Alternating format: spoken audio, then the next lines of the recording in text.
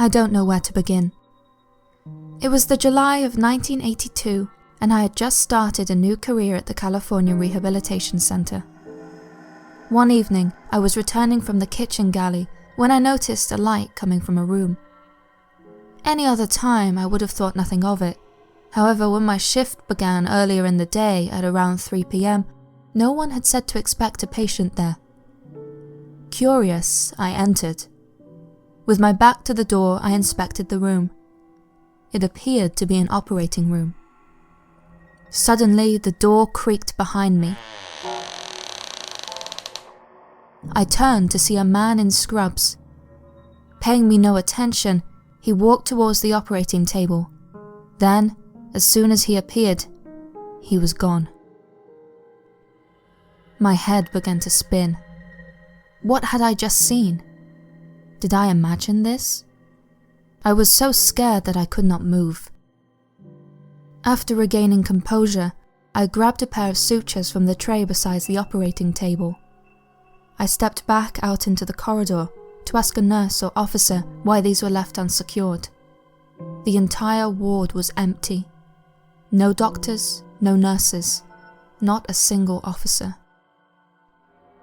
My heart still racing, I turned back to the operating room to make sure it was secured. To my total shock, there was no door, no room, nothing. It had completely vanished. I went weak at the knees. The air was knocked from my lungs. I felt like I was going to be sick, or maybe I was going to faint, or both. Had I imagined the whole thing? Then it hit me. I still had the sutures from the room in my hand. Had I not been holding them, I would have questioned the entire thing. I would have thought I was going insane. I have only shared this with my husband and another co-worker. This same thing also happened to her. During the 21 years that I worked at that facility, I encountered the same room 2 more times. Each time I would enter and leave, and each time the room would disappear.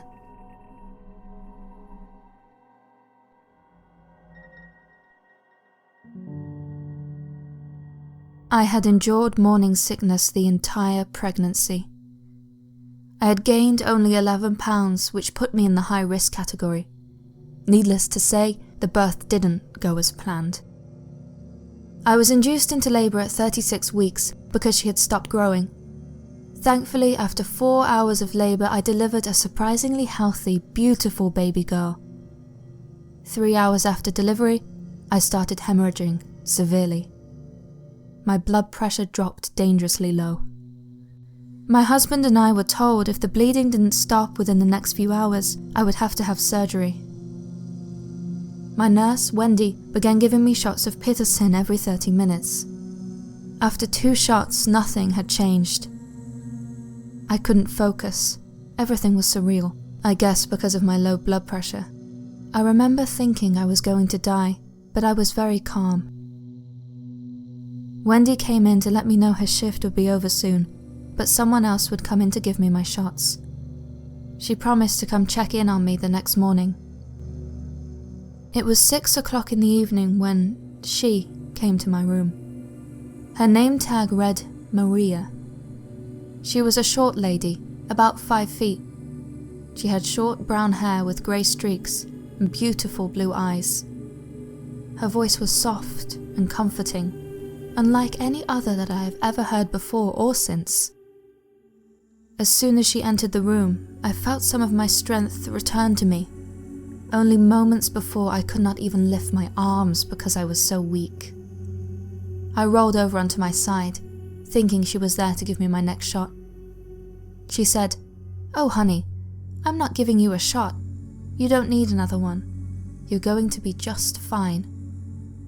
She stood next to my bed, smiling as she rubbed my legs for a few minutes.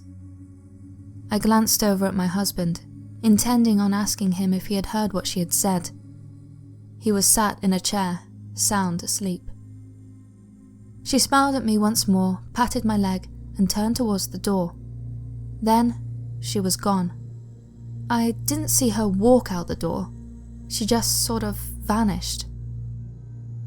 I again looked over at my husband in the hope that he would acknowledge that she had really been in the room. He was still sleeping. I tried to wake him by calling his name. He didn't stir. I picked up a thermometer from the bedside table and threw it at him. He still didn't wake up.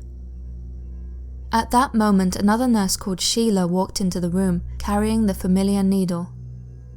I told her I didn't need any more medication. After all, that is what the last nurse had told me.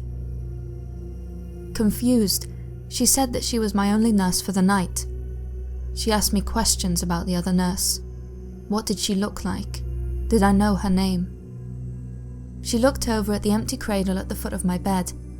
She asked if my baby was in the nursery, to which I replied yes.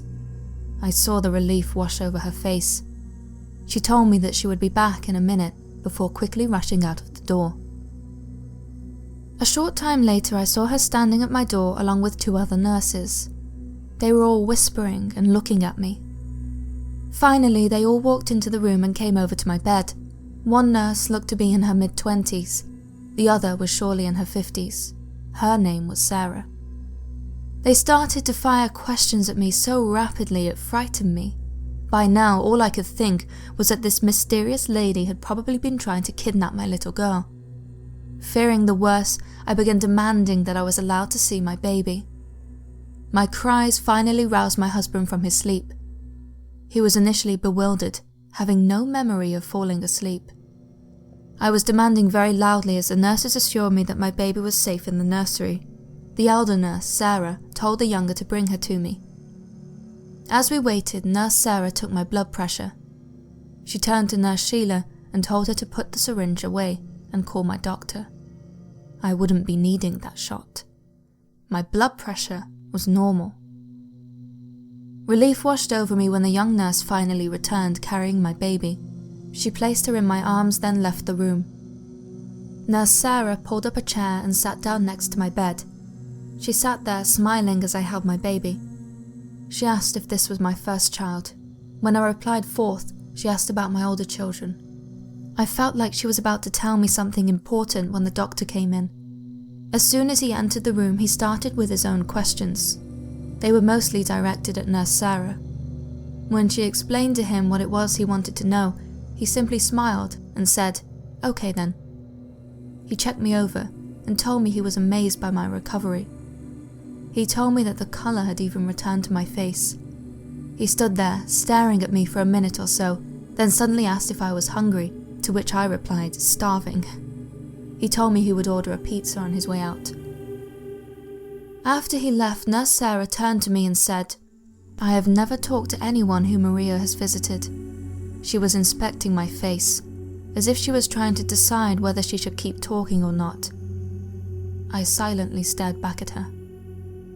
Maria had been a nurse on the maternity floor years ago. Nurse Sarah explained solemnly, "The story I've heard is that Maria got called into work one stormy night, and she never made it here.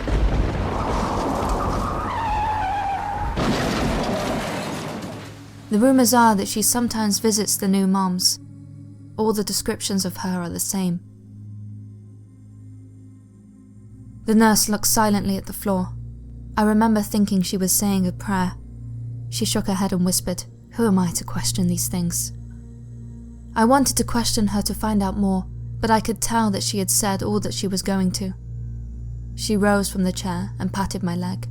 Just as she left the room, she winked and said, "They say she only visits special people." The next day, to everyone's surprise, I was released from hospital in excellent health. As my husband and I walked down the corridor with our baby daughter, we could feel everyone's eyes on us. Some were whispering, others were just staring. Perhaps they were thinking I was a lunatic, or maybe they were wondering, why her? This story is a special part of me. I know that night I experienced something most people never do. That night I met Maria. For that I am extremely grateful.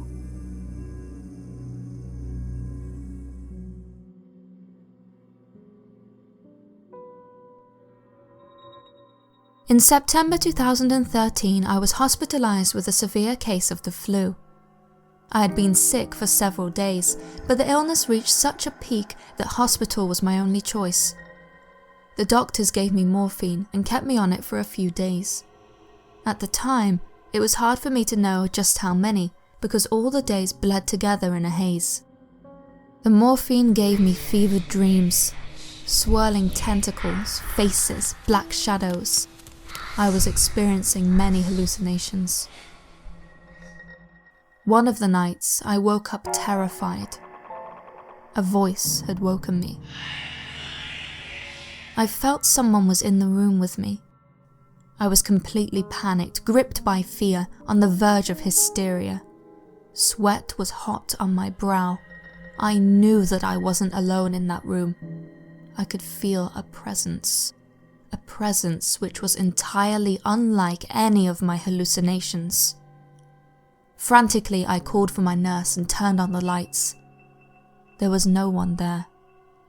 I did not know what to think. 2 days later, I was released from hospital.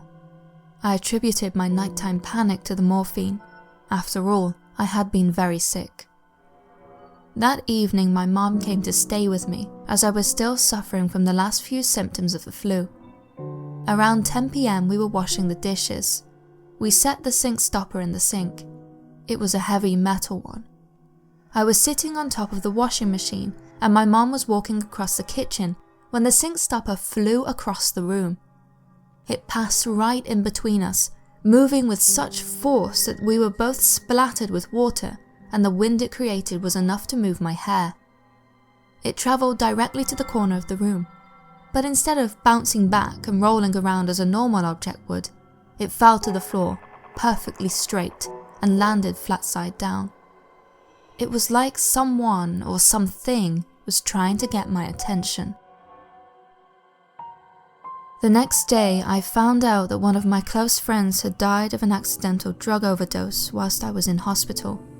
At approximately the same time, I felt someone with me in the room. I think it was him who came to visit me.